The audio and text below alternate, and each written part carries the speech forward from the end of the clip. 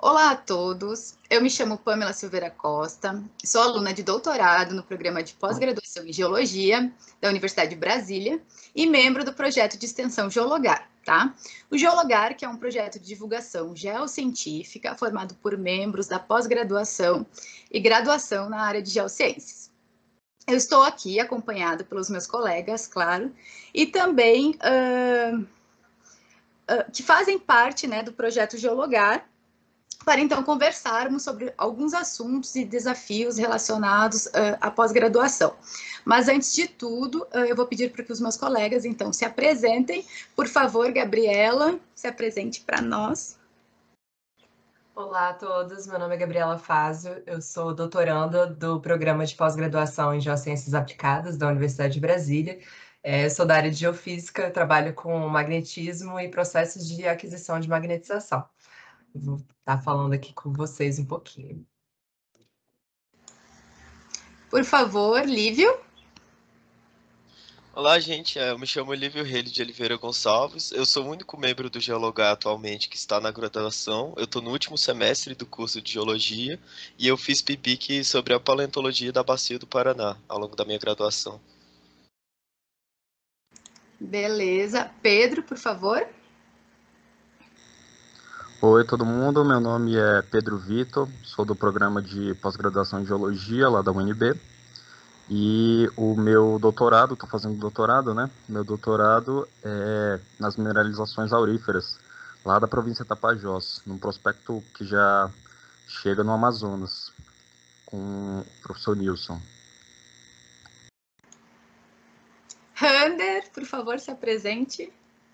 Olá, meu nome é Rander Taufner, eu sou doutorando no programa de pós-graduação em Geologia da Universidade de Brasília e atualmente eu tenho trabalhado com processos de localização da deformação na crosta oceânica inferior, na porção de alta temperatura da crosta oceânica. Então tá, pessoal, muito obrigada pela apresentação de vocês. Bom, a gente está nesse encontro virtual, né, para discutir algumas questões da pós-graduação para a semana universitária, e eu vou conduzir essa nossa conversa, tá? Eu vou começar com o primeiro tema, então, que é o ensino e a pesquisa durante a pandemia, né? Sabemos que as universidades em todo o mundo foram afetadas pela pandemia da Covid-19, e as medidas sanitárias, como o distanciamento social, por exemplo, exigiu que o ensino na sala de aula, assim como as reuniões com grupos de pesquisa, as defesas de mestrado, doutorado, migrasse e se adaptasse à forma remota, né? Isso requer planejamento e consideração das condições dos alunos e professores. E aí eu queria saber de vocês como foi essa adaptação. Por favor, Gabriela, você pode nos responder aí a primeira pergunta? Claro, Pamela. Então, eu acho que todo mundo lembra, né? No começo de 2020 foi aquele início super complicado, né? A gente, de fato, teve que todo mundo começar a quarentenar, começar a ficar em casa e transformar todas as atividades em remota. E vocês vão lembrar aquela chuva de lives, muitos conteúdos, né? A gente ficou até atordoado com o tanto de conteúdo que chegava na gente sempre, constantemente, né? E só depois de um tempo que as coisas começaram a se acalmar e ficar um pouco mais fáceis, né? Eu acho que a gente conseguiu se adaptar um pouquinho, né? Tanto ao ensino remoto quanto a entender mesmo como que seria a rotina, a nova rotina, né? Sem poder sair de casa, se protegendo. Então, a gente teve que se adaptar ao ensino, né? Inclusive os professores tiveram que se adaptar a como passar o conteúdo de forma remota, e inclusive até hoje, né, é uma grande questão, né, algumas matérias, principalmente no âmbito das geociências, né. E eu queria, na verdade, mais chamar a atenção aqui em relação às condições dos discentes, né, dos alunos, que é uma questão muito complicada, né, porque muitas pessoas, elas acabaram tendo que agregar responsabilidades que antes elas não tinham, né, como cuidados de casa, cuidados de terceiro, né, criança, e até mesmo começar a trabalhar para ajudar em casa, né? Então a crise complicou muito toda essa situação. E a gente entra na questão das aulas do ensino remoto, né, propriamente dito. Então, a gente entra toda naquela questão de as aulas síncronas versus aulas assíncronas, né? O que de fato possibilita o aluno a conseguir acompanhar, né, ao ensino, porque muita gente consegue se adaptar aos horários e outras pessoas não, né, justamente por conta dessa carga de responsabilidades, né? Então, essa foi uma discussão e continua sendo uma discussão muito, muito tensa, né, do período pandêmico que a gente está vivendo. Eu acho que eu vou deixar essa deixa para os meus colegas, para a gente continuar conversando. Rander, como foi essa adaptação para ti? Bom, não sei se eu me adaptei, mas eu acho que eu não me adaptei, mas é assim que as coisas são e não tem como fazer de outra forma, né? Mas, assim, eu particularmente não gosto muito dessa obrigação de tudo ser do formato virtual.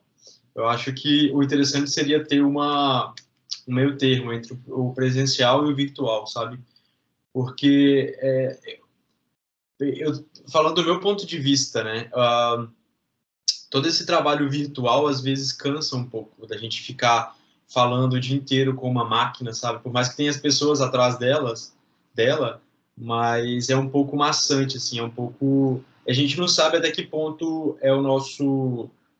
A gente começa a trabalhar até que ponto termina, sabe? Porque nosso trabalho virou uma extensão da nossa casa. Então, ponderar o quanto eu estou me dedicando ao trabalho fica um pouco difícil nessa forma remota. Eu particularmente não gosto muito porque eu me distraio bastante, porque assim, toda hora tem WhatsApp, redes sociais, e eu acho que isso acaba um pouco me atrapalhando o foco. Mas, por outro lado, eu tive acesso a trabalhos ou workshops, congressos, que eu não conseguiria estar presencialmente se não fosse de forma virtual. Por exemplo, eu participei de alguns congressos do exterior, e aqui no Brasil também, recentemente, Congresso Brasileiro de Geologia. Muitas pessoas, com certeza, não poderiam vir até Brasília de forma presencial para esse congresso, e a forma virtual foi um caminho que a gente teve para esses eventos continuarem sendo realizados e que as pessoas pudessem participar. Então, assim, eu acho que tem um lado bom e tem um lado ruim, sabe? Eu particularmente não... Eu acho que agora, com 1 ano e meio de pandemia, isso vai se tornando maçante, mas eu não me adaptei muito bem, e eu acho que tem pessoas também que não se adaptam porque não tem infraestrutura básica em casa, sabe? Por exemplo, computador de qualidade, cadeira, mesa. Enfim, eu acho que tem muitas variáveis nesse sentido. Mas eu acho que tem lado bom e lado ruim, só que eu particularmente não me adaptei muito bem a trabalhar de forma remota. E é isso. É isso, não, é isso mesmo. Nossa, e tu falou alguns pontos muito importantes, né? Por exemplo, eu não tenho uma cadeira adequada aqui ainda. E eu sofro muito com dor na minha coluna, assim, ó, diariamente. E o problema de concentração também é uma coisa, né? Quando a gente está em casa, a gente tem muitas coisas, né? Ao nosso redor, assim, que chama a atenção, que é diferente de quando a gente está na universidade, né? Então, esse é um problema. Mas o ponto positivo é que, embora, né, haja esse distanciamento, a aproximação também, né? Porque muitas pessoas se obrigaram a migrar para esse meio virtual, né? Que antes, pelo menos, não era, né? Então, saíram da sua zona de conforto e hoje a gente tem mais chance de realizar encontros com pessoas que estão bem distantes da gente, né? Para uma troca, né, de pesquisa, de conversa mesmo. Então, é muito bom nesse sentido. E Pedro, e para ti, como é que foi? Pois é, para mim também eu acho que eu não consegui, depois desse tempo todo, me adaptar totalmente bem, mas eu acho que os primeiros 6 meses ali foram os piores. Acho que foi o que eu menos produzi. E aí depois desse período, quando estava chegando no final do ano já, na verdade ali de agosto para setembro, inclusive já era o tempo de eu qualificar. Aí foi quando eu tive que realmente correr atrás, né? E E aí foi complicado, porque a pesquisa parou em março. Eu lembro que eu cheguei só a fazer a primeira semana, que era das condensadas ainda. Eu lembro que foi, inclusive, numa quinta ou numa sexta. A gente estava terminando a disciplina, aí teve o decreto, falou, não, a UNB não vai mais poder abrir semana que vem e tal. E aí, a partir disso, foi aquilo, né, que eu acho que aconteceu com todo mundo. A gente achou que ia ser um mês, 2 meses, 3 meses. E, querendo ou não, eu lembro que também estava num período de enviar resumo, uma coisa assim. Então, na primeira semana, para mim, foi que bom, eu agora vou ter tempo de terminar esses resumos, fazer as coisas que estava apertado. Aí depois foi o tempo passando e você não conseguia nem ir na UNB, não conseguia desenvolver, foi esse período bem mais complicado. E aí quando eu tive que qualificar, aí foi realmente que eu tive que correr atrás de fazer a qualificação, sendo que eu não tinha muitos dados ainda, só tinha, né, o que tinha até março, por aí. E aí depois disso eu conseguia me adaptar melhor, e aí foi quando eu comecei a ver os pontos positivos no meu caso, que é, por exemplo, eu moro longe da UNB. Para mim não ter esse deslocamento foi bom, porque eu gastava, sei lá, se eu fosse de carro eu gastava muito tempo no trânsito, se eu fosse de metrô e ônibus gastava muito tempo também nesse transporte, eu gastava, sei lá, pelo menos 2 horas e meia por dia dentro de transporte público. Mas no final, eu acho que essa acessibilidade que a gente teve a disciplinas e a congressos, por exemplo, nesse semestre eu consegui fazer uma disciplina da USP que eu acho que nunca tinha sido ofertada via remota e que aproxima mesmo pesquisadores, né? Tem os professores de lá que trabalham na minha área que eu tive a oportunidade de ter esse contato maior, coisa que eu acho que eu teria que ir lá, né? Até onde eu soube, eu teria que passar uma semana lá. Na verdade, não, né? Nem teria como fazer porque lá esse curso ele não era condensado, que nem o nosso. Então, realmente ia ser complicado. E aí, mais recentemente, eu estou conseguindo tentar, né, conciliar a questão de não ter tanto acesso aos laboratórios. Por exemplo, lá no laboratório que eu fico, eu e os técnicos, a gente tenta não se encontrar, né? Então tem que ver qual é o dia que todo mundo tá lá para eu ir no dia que eles não estão lá e coisa desse tipo. Mas realmente partes do ensino foram perdidas. Eu geralmente costumava ajudar na disciplina de mineralogia. E aí você só tem como dar a parte teórica, né? Porque não tem acesso aos microscópios, mesmo que hoje, por exemplo, se você procurar no YouTube, tem um monte de vídeo mostrando como é que é o mineral no microscópio, Nicol cruzado e paralelo e tal, mas não é a mesma coisa. E esse é o tipo de coisa que quando acabar, né, isso tudo a gente vai ter que de algum jeito tentar reparar esse ensino com o pessoal da graduação. Mas, bom, eu acho que hoje eu tô melhor do que naqueles primeiros 6 meses que foram bem complicados. Beleza, não, é isso aí mesmo. Bom, na pós-graduação, né, a gente tem o nosso estudo, as disciplinas que a gente faz, né, são todas focadas na nossa pesquisa. Então, a gente tem um estudo direcionado, né? Na graduação, não. A gente já tem, né, muito mais disciplinas, porque a gente tem que aprender um pouco de tudo para sair lá um geólogo, né, completão. Então, Lívio, né, tu que está na graduação ainda, como é que foi para ti? Tu sentiu muita diferença nessa passagem, assim, do presencial para o virtual? Então, eu fiz a maior parte da minha graduação toda no presencial. Então, no início foi um choque muito grande, tanto para a gente da graduação, como para os professores também. As matérias elas tiveram que mudar totalmente, porque ela tinha uma carga horária prática de campo e a carga horária teórica que era dada em sala de aula. Então, o que a UNB fez foi separar. Aí a gente vai fazer a parte prática quando puder ter o presencial e a parte teórica foi dada no EAD. Mas assim, como o Rander também falou, tiveram coisas positivas, né? A UNB lançou o edital que nós podemos pegar matérias ofertadas por outras universidades e assim aumenta melhor a sua graduação, seu currículo, pegar umas matérias que não tinham na UNB, por exemplo. Então, acho que quando tudo isso acabar, esse teste do EAD acaba sendo positivo para a graduação. É isso, né? Eu concordo. Bom, e eu vou aproveitar o gancho que, né, tu falou sobre campo, então eu vou para a próxima pergunta, né? Na geologia e nas geociências, né, em geral, a pesquisa científica demanda saídas de campo, né?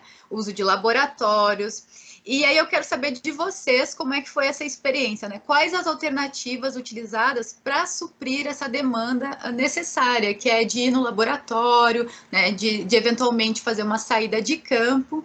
E aí eu vou convidar a Gabi para falar um pouquinho sobre. Bom, Pamela, é um caos, né, na verdade. A gente está com um cronograma, né, na pós-graduação super fechadinho, já extremamente trabalhoso e cheio de coisas para serem realizadas, e de repente a gente para tudo e fala, não, olha, não podemos fazer campo, não podemos ir para o laboratório, e temos que necessariamente ficar em casa trabalhando remotamente.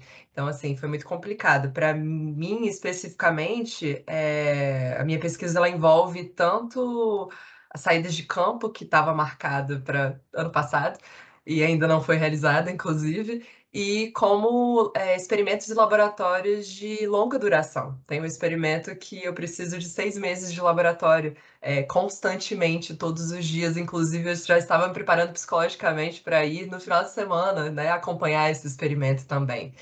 E aí deixa tudo, pausa todo o seu cronograma, né? E reformula, né? Então, assim, no final das contas, o que eu consegui fazer é voltar mesmo toda a minha atenção, todos os meus esforços para revisão bibliográfica, para arredondar os experimentos, para tentar entender se por algum outro do lado ele poderia funcionar melhor. Então, eu fui totalmente no mergulho para a bibliografia, digamos assim. E no final das contas, eu refletiu na minha qualificação, que eu fiz recentemente, e foi uma bíblia, né, de qualificação de texto, porque justamente refletindo essa guinada, né? Mas, além disso, eu acho que adaptação, né? Por exemplo, esse experimento mesmo de 6 meses, eu agora tenho um experimento B que dura uma semana, e a gente está com perspectiva de começar agora, muito em breve, né? Começando a vacinar a primeira dose e tentar fazer esse experimento. Então, é um período de adaptação, é um período de stand-by, basicamente. Não, é isso aí. E Pedro, e para ti, como é que foi? Pois é, foi parecido também, né? Eu também precisava fazer um campo há mais de um ano, numa região que ela já era difícil. O prospecto que eu estudo, ele está ali perto da fronteira do Amazonas e Pará.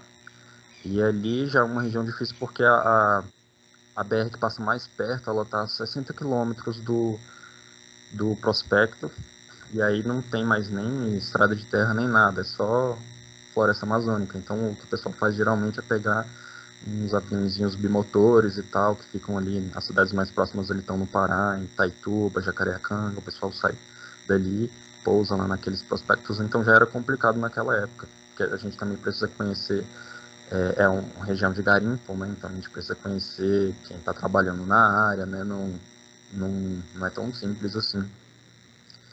E aí, quando começou a pandemia, então aí a gente praticamente, né, teve que esperar, tanto de campo quanto de laboratório e tal.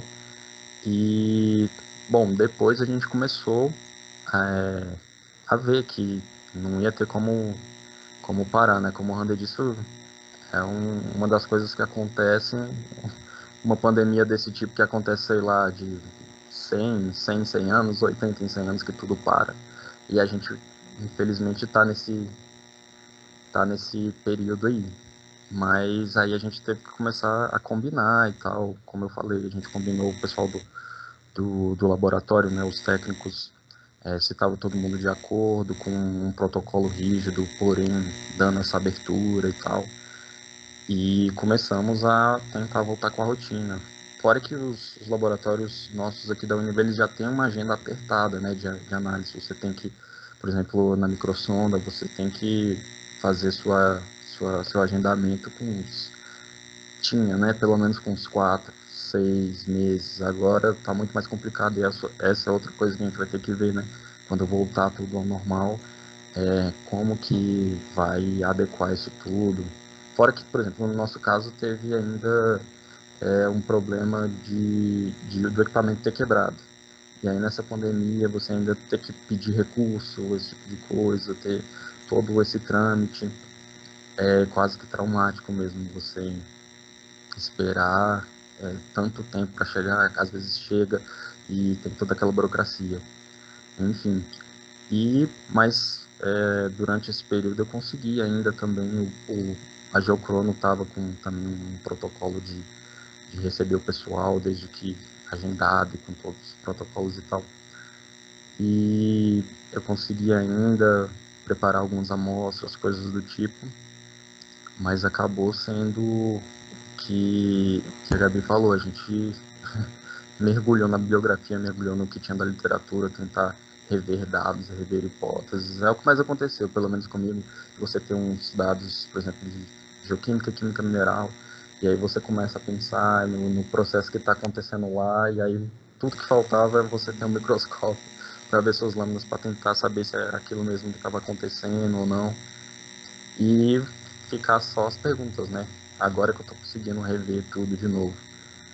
Mas, bom, foi isso. Isso aí. Bom, então eu vou aproveitar o gancho, eu vou passar para a próxima pergunta, essa é direcionada ao Rander, né? Que é sobre o sanduíche na pandemia, tá? Que não é o sanduíche que a gente come, né? Uma modalidade, né? Uma possibilidade que a pós-graduação dá, que é tu fazer um intercâmbio, né? Tu fazer o teu mestrado, doutorado, uma parte na tua universidade, né, no caso a Universidade de Brasília, e ainda ter uma experiência em uma outra universidade de outro país, para então melhorar a sua pesquisa, né, ter uma troca bacana, aprender outras funções, enfim. E o Rander está nesse processo. Então, Rander, quais os desafios, né, do sanduíche na pandemia?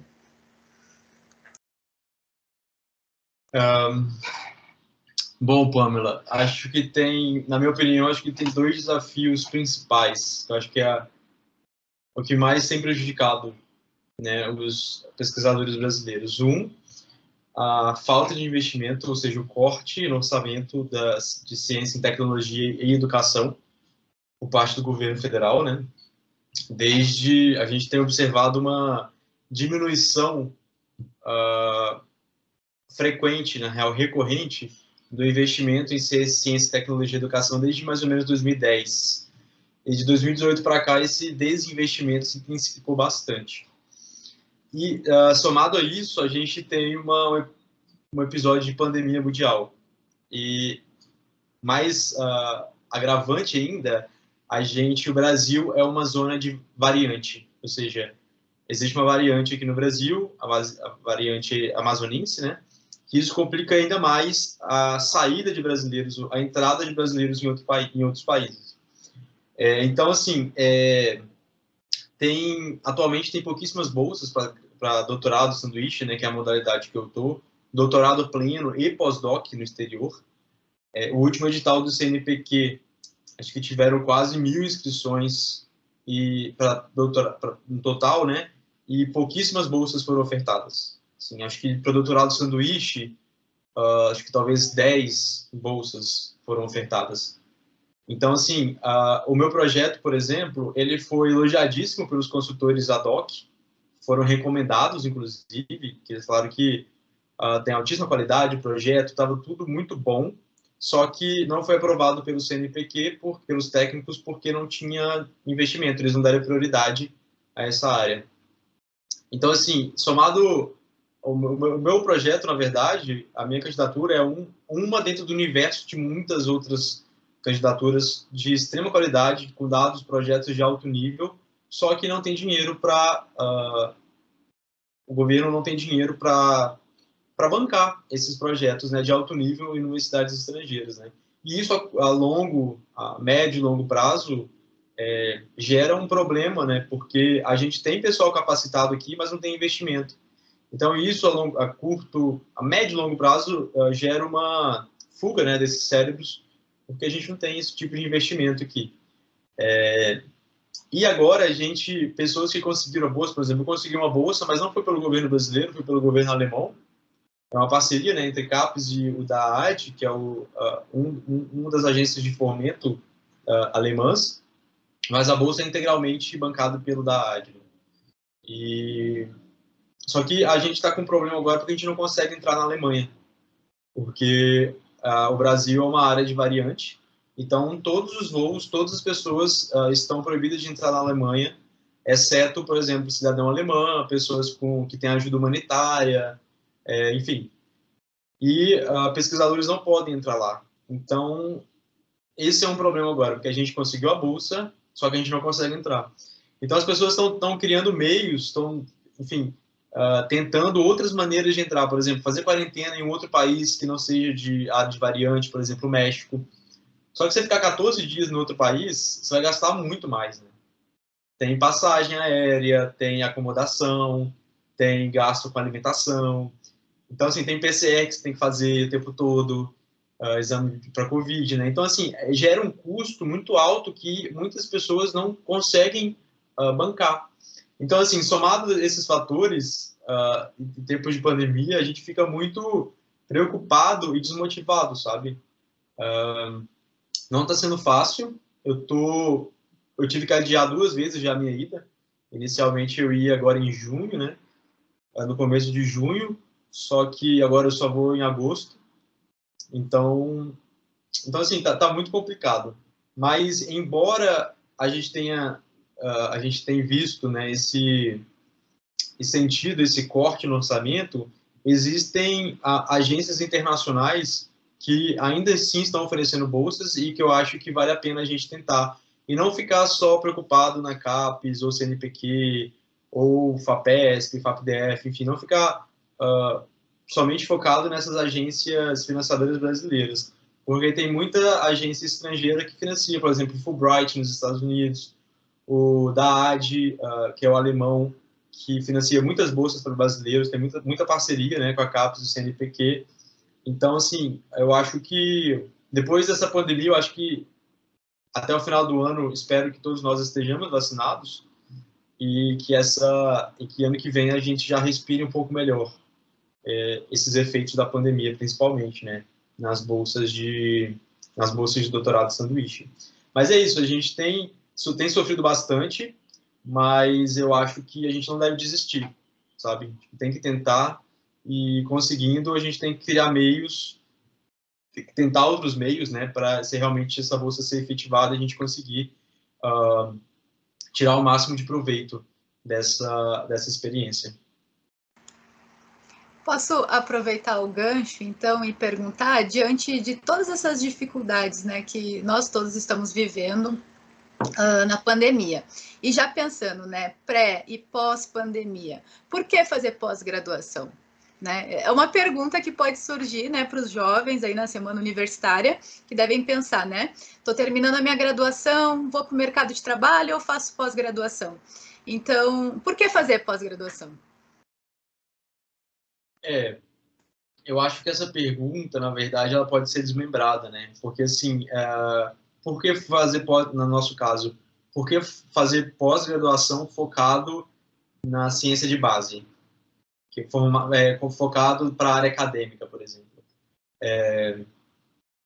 Na minha opinião, eu acho que sem educação, sem investimento em ciência e tecnologia, o país não consegue se desenvolver plenamente e formar uma massa crítica, sabe, de seres, de cidadãos.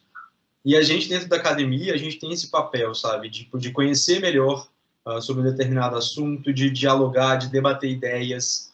Então, fazer uma pós-graduação nesse sentido é você refletir sobre quem você é como cidadão e qual que é o seu papel nesse desenvolvimento, né, tanto de contribuir para a ciência, para o avanço científico, para o conhecimento científico de forma geral, mas também para formar cidadãos mais conscientes do seu papel na sociedade.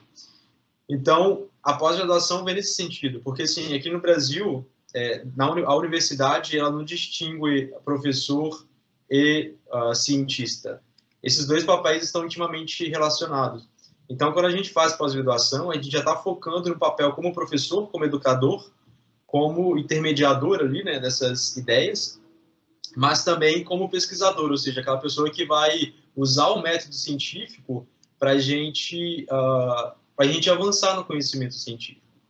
Então, eu acho que o maior, na minha opinião, né, a maior recompensa para mim é contribuir para a ciência, assim, para responder perguntas que até então a gente não tem muitas respostas.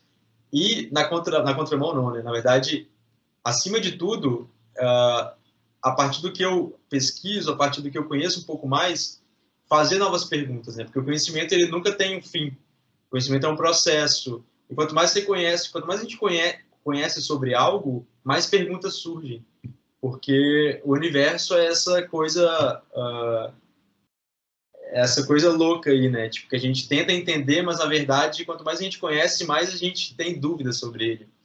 Então, eu acho que o pulo do gato está aí. A gente conhece, mas a gente quer conhecer sempre mais. Essa busca do conhecimento é que leva a gente a sempre, sabe? Tipo assim, nunca tem um fim. A gente está sempre no processo, sabe? Então, isso é muito bom, é muito interessante, é muito motivador para mim. Embora aqui no Brasil a população ainda, não só a população, mas o governo também, o papel do governo é muito importante, né? Porque é o governo que financia, que paga a gente como profissional, a gente ainda não é tão valorizado quanto deveria, sendo que a gente tem um papel fundamental nesse processo de conhecimento, vide coronavírus agora, né? Ou seja, a gente teve uma vacina que foi criada em um ano.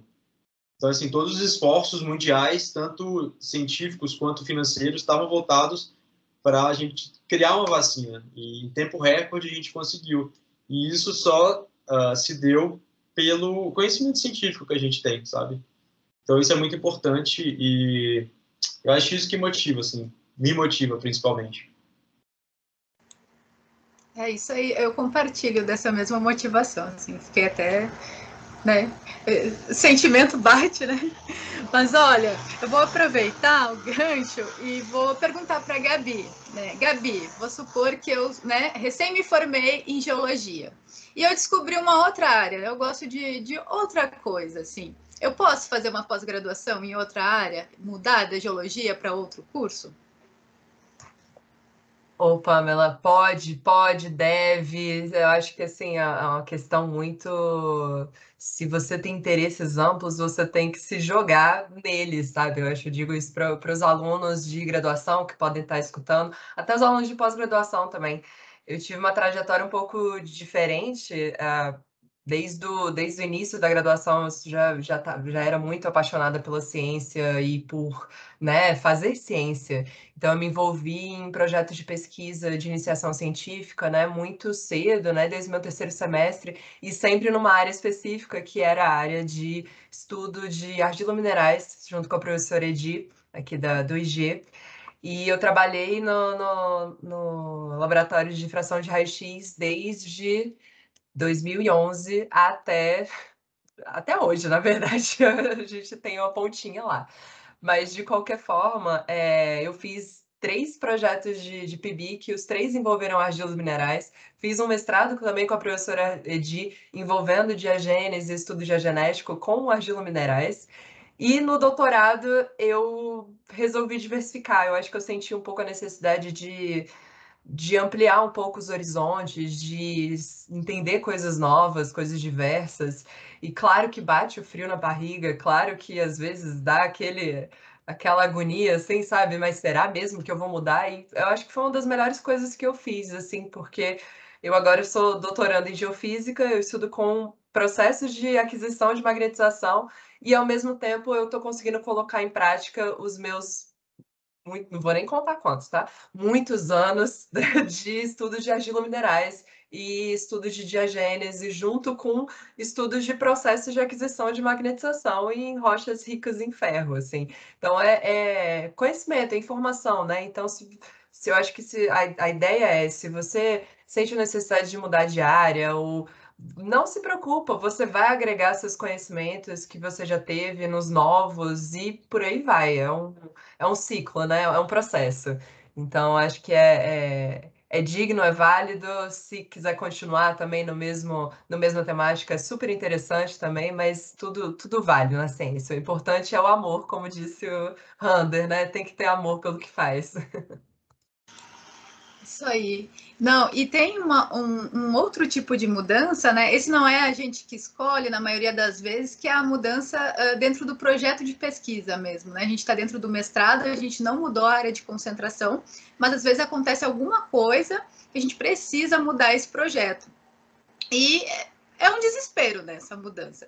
Eu mesmo tive que mudar de projeto por uma questão de que, bom, eu processei as minhas amostras, né, comecei a minha pesquisa e eu não tive um resultado positivo. Eu não ia conseguir ter um trabalho em cima dos resultados, né? Então eu tive que fazer essa troca, né? Então eu saí, eu brinco que eu fui promovida, né? Porque eu saí lá do carbonífero, de rochas bem mais antigas, e fui para o neógeno, que é mais recente, né? Então, enfim, eu passei por essa mudança, foi difícil, mas no final deu certo. E eu acho que o Pedro passou por essa mudança também, né, Pedro? Ou eu estou enganada? Não exatamente, no sentido de que eu acho que isso acabou acontecendo dentro do seu próprio mestrado, né? Se eu não me engano, tudo aconteceu dentro do mestrado. No meu caso, não, a mudança ela foi do mestrado para o doutorado, né? Eu mexia com geologia regional, na verdade eu estava muito mais estudando os granitos e a geotectônica no contexto do Gondwana, no mestrado, e aí no doutorado aí eu mudei totalmente de área, né? Fui para geologia econômica, que era uma área também que eu não domino ainda, né, até hoje, mas que eu tinha visto há mais de 3 anos, né, na graduação ainda, tive que rever alguns conceitos e tal, mas foi menos traumático, eu acho, do que com você na sua época. Isso aí. Bom, a pós-graduação, né, ela é uma fase de muito foco, muito estudo, né, deu para sentir um pouquinho nessa nossa conversa, né, muito comprometimento, e sem, né, ou pouco retorno financeiro, né, porque a gente sabe que uma bolsa hoje de mestrado ou de doutorado, enfim, ela nos ajuda, mas é difícil, né? Muitas vezes é difícil se manter. E muito mais difícil se você tem uma família também, né? Então, aproveitando esse gancho, né? Eu gostaria de introduzir o tema, então, de maternidade na pós-graduação e na geologia, né? A Gabriela, que é mãe, eu gostaria que ela dividisse, então, a sua experiência com a gente, porque muitas mulheres, né, que concluíram sua graduação, mães devem estar nesse momento pensando se podem ou não fazer uma pós-graduação, né? Então, Gabi, conta pra gente como é que foi, né, todo esse processo e como está sendo esse processo, né? Tá, é um desafio, viu? É um desafio. Eu acho que, assim, bom, eu engravidei no meio do meu mestrado, foi, graças a Deus, eu já tinha feito meu campo, eu já estava um pouco mais adiantada, assim, no quesito do projeto do mestrado, mas, né, descobri que estava grávida, e foi aquela correria que eu acho que não tem nem como explicar, né? É o relógio que está eternamente um cronômetro ali, ó, que tá voltando o tempo, porque vai chegar a hora que você não vai conseguir mais trabalhar e você vai ter que dar uma atenção, pelo menos ali uns 4 meses, 6 meses, atenção 100% para aquele serzinho, né? Então eu não tenho nem como explicar essa sensação. Mas, assim, a minha experiência com maternidade, já já a gente entra na pandemia, porque a pandemia foi outra vida. Mas a maternidade sem estar em pandemia, o que eu posso dizer é que a gente tem que se valer da rede de apoio que a gente tem. A gente tem que se valer da família, se você tiver família próxima, do companheiro, né? Ou, enfim, das pessoas que estão próximas a você mesmo, da sua rede de apoio, para que você consiga, né, manter a sua sanidade mental em dia, você consiga pensar tanto em você como recém-mãe, como na criança, né, na criancinha que acabou de nascer, e nos seus projetos, né, que o tempozinho continua andando e você continua lá. Mas eu tive eu tive alguns percalços, né, nessa questão da minha filha pequena, junto com o mestrado, foi muito complicado, assim, eu tenho muito, eu tenho algumas coisas, assim, alguns traumas meus, né, pessoais, nesse sentido, né, da maternidade em si, como falta de tempo, né, a dedicação, mas acabou que eu consegui fazer funcionar muito por conta da minha rede de apoio mesmo. A questão da licença maternidade, né, a universidade, ela facilitou todas as burocracias, né, para a gente conseguir tudo isso. Não é uma licença maternidade de 6 meses como, né, devia ser, mas foi uma licença maternidade de 4 meses, então uma extensão de bolsa também, o que facilitou um pouco, né, foi condições mínimas, né, condições justas. Mas, ao mesmo tempo, eu tive alguns problemas em relação a alguns colegas acadêmicos, alguns colegas também da pós-graduação, né? Alguns julgamentos. Eu acho que é uma coisa muito complicada, né? Lidar com pessoas e pessoas julgando o seu estilo de vida, enfim. Mas, de qualquer forma, sobrevivi. E aí chegou a pandemia. E assim, eu sobrevivi com a minha rede de apoio antes e com a minha filha na creche, que graças a Deus a minha rede de apoio facilitou isso, né, a colocá-la na creche. E a pandemia, ela foi justamente o quê? Ela me deu uma rasteira, as creches fecharam e de repente eu me via em casa com uma criança de, né, 2 anos, 2 anos, quase 3 anos, correndo para cima e para baixo 24 horas por dia. E, né, começa de máscara e não vai pro parquinho porque tem que levar álcool, tem que não sei o quê. Então, assim, no começo foi muito complicada, foi muito difícil. Eu larguei tudo que eu estava fazendo para dar uma atenção maior para minha filha, porque, querendo ou não, ela também é um ser que estava passando por esse trauma da pandemia, foi tirada do convívio de outras crianças, foi tirada da rotina dela, né? Então, e eu, no final das contas, ela é uma criança pequena que precisava do apoio, né? O apoio que, no final das contas, como mãe solo, é a mãe que tem que dar. Então, assim, eu parei tudo que eu estava fazendo para dar esse apoio, né? Emocional, né? Psicológico para ela. E no ano passado, a gente ficou aqui em casa, eu e ela, nesse batidão. Junto com a minha rede de apoio também, meus pais, né? A gente ainda tinha contato e tal, mas foi basicamente aqui, né? Eu e ela juntas. E esse ano que eu me senti um pouco mais à vontade, né? Depois de a gente entender um pouco mais esse vírus, apesar dessa segunda onda e essa início de terceira onda, né?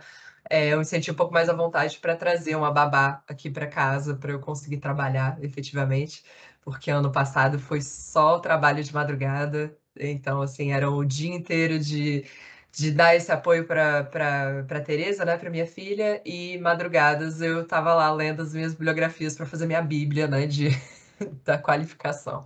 Então, assim, foi um desafio, e continua sendo um desafio, né? E eu acho que eu nunca imaginei que eu iria passar por tanta coisa na maternidade, né? E estamos aí, vencendo. Às vezes outros trancos e barrancos, às vezes, mas estamos vencendo.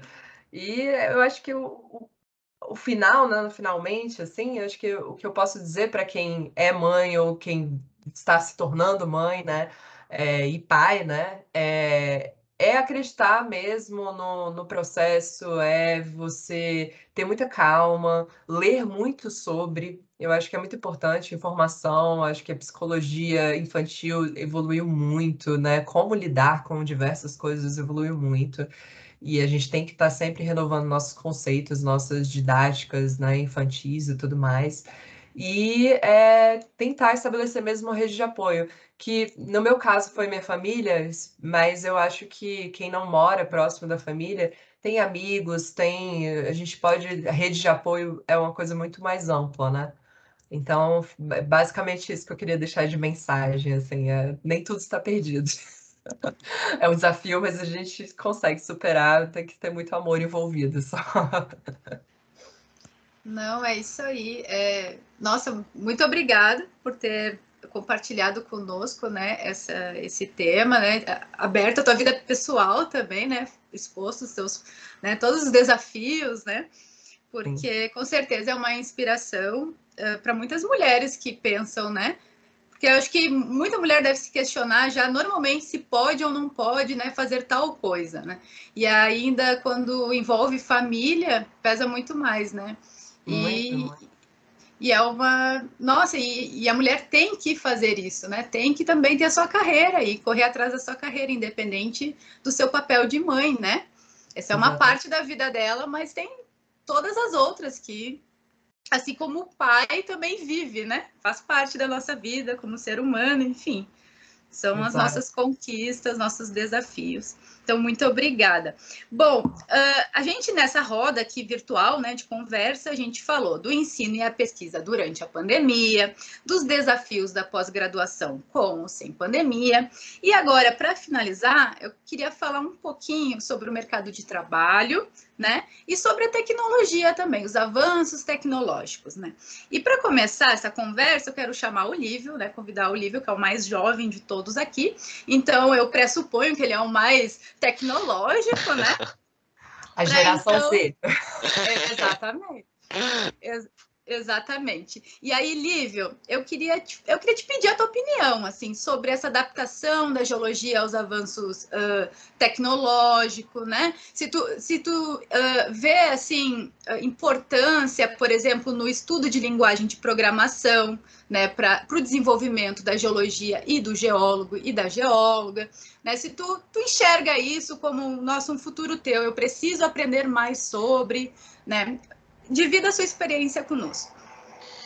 Então, o curso de graduação na UNB, ele é muito clássico. Então, no início, a gente aprende a fazer tudo à mão. Mas ele também, ele te dá a base para você começar a utilizar os softwares, o que eu acho isso excelente. Porque primeiro você tem que entender como funciona, para depois você tentar automatizar.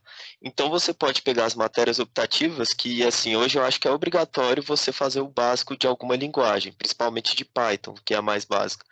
Porque através desse curso você vai conseguir conversar com um cientista da computação, alguma coisa, para resolver o seu problema ou automatizar suas atividades.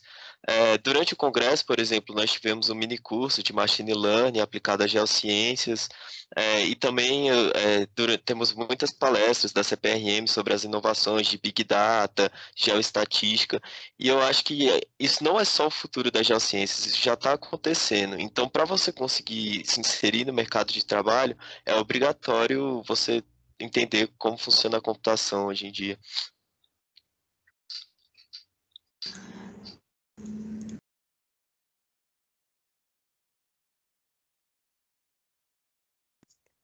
Acho que tem que tirar, tá mudo, Pamela. Tá mutada, Pamela. Estava mutada, desculpa. Bom, o Lívio, né, ele está quase se formando, então ele ainda está se preparando, né, está se preparando para o mercado de trabalho. Mas agora, meninos, né, e Gabi, né, vocês têm algo a acrescentar em relação ao mercado de trabalho? Vocês pensam, né, depois de terminar a pós, encarar o mercado de trabalho assim numa empresa privada, ou querem seguir a vida acadêmica, ou pensam num pós-doc, enfim, vocês pensam em alguma coisa em relação a isso?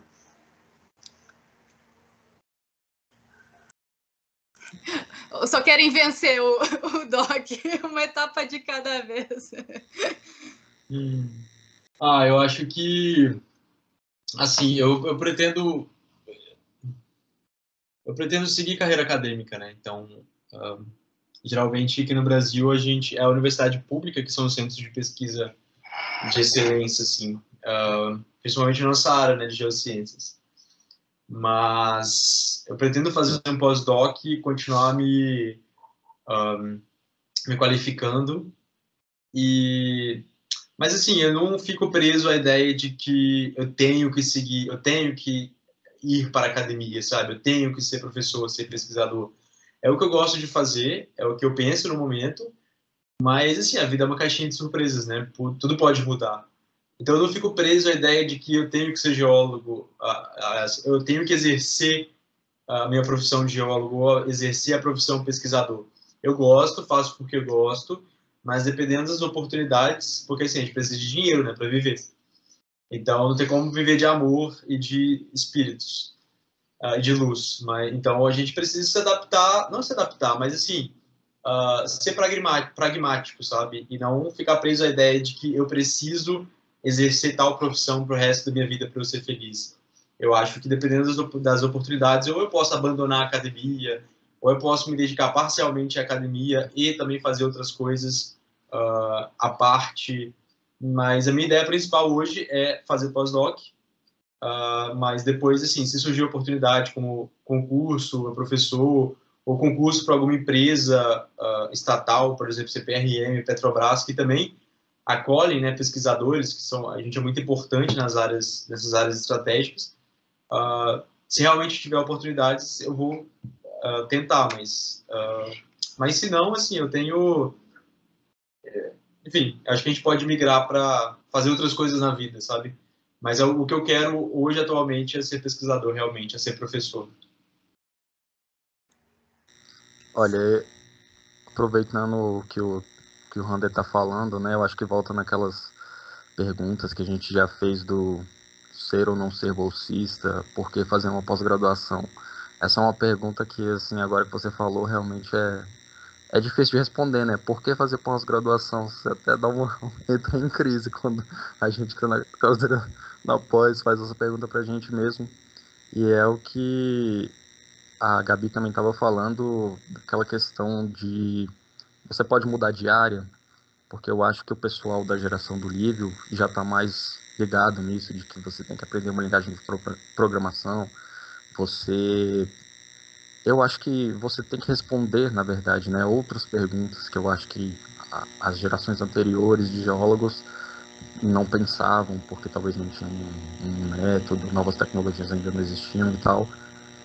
E isso tudo entra também no que o Rander estava falando, né? De às vezes a gente entra na graduação achando que, sei lá, a sua carreira vai ser acadêmica e acabou, e isso gera muita decepção, porque é o que o Rander estava falando também sobre os vários outros candidatos com tantos projetos bons que estavam concorrendo com ele. E, infelizmente, no Brasil hoje não tem esse espaço para todo mundo, e você vê que, infelizmente, muita gente boa vai ficar de fora. É triste até, porque eu conheço muita gente que terminou o mestrado e desenvolveu uma ótima pesquisa, publicou numa revista muito boa, e não se vê, não tem espaço para ele continuar sendo um pesquisador ou se tornar um professor ou coisa do tipo, e se vê forçado a buscar outros caminhos, a até trocar de profissão. Conheço gente que simplesmente largou a geologia, por exemplo.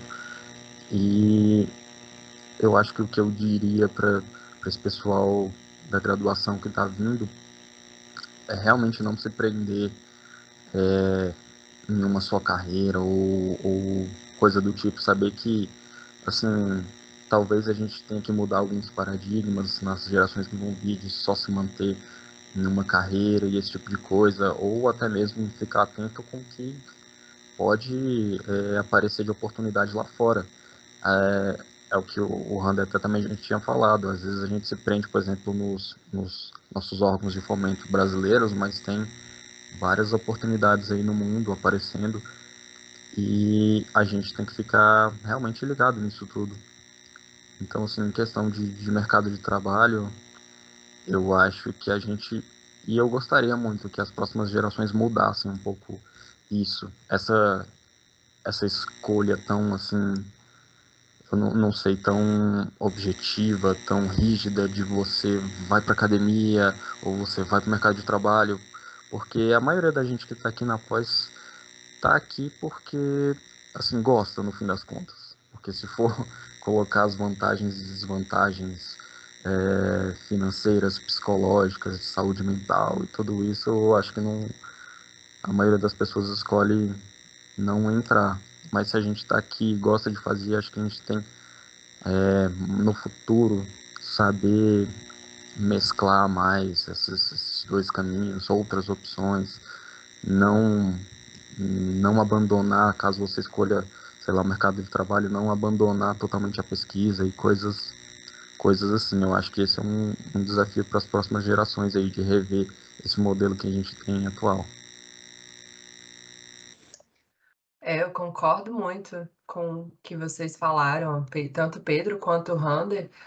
E eu queria deixar um ponto aqui que eu acho que foi falado, mas eu sinto que precisa de um destaque maior até, é que hoje em dia a gente está passando por um período muito difícil no Brasil em termos de investimento de pesquisa, investimento em ciência, e o que é de consequência disso, a gente já está vendo que é justamente uma grandíssima fuga de cérebros.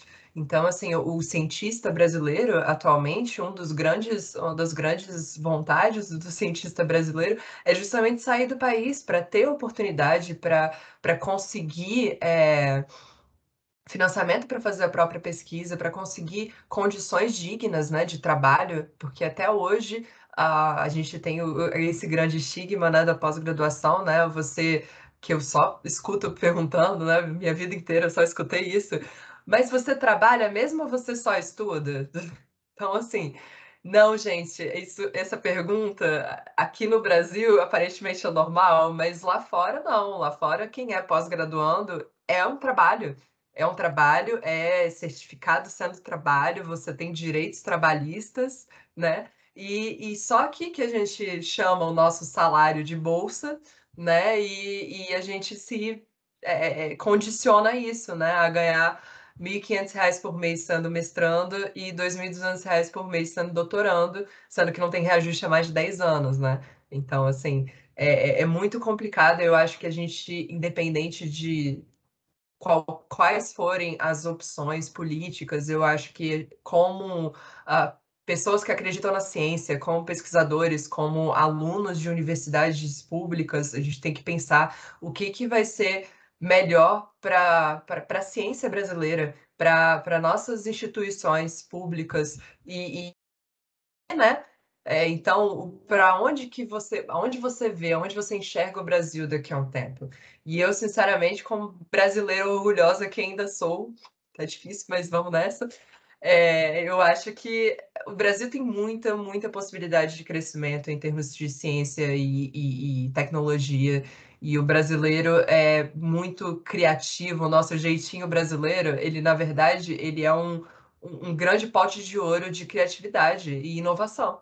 E a gente tem que usar isso para, de fato, sair dessa idade das trevas, né, que a gente está vivendo em termos de financiamento de ciência. Eu acho que eu queria deixar isso bem claro, assim, para realmente como um apelo, né, um apelo do que a gente está vivendo e vamos tentar mudar, né? Esperamos aí algumas melhoras. E é isso então, gente. Nossa, agradecer a presença de todos, então, nessa conversa virtual, né? E é isso, muito obrigada. E esperamos as próximas rodas de conversa, né? Com certeza, obrigada. Vamos para as próximas. Valeu. Então tá bom. Obrigado. Tchauzinho. Obrigado, gente. Tchau.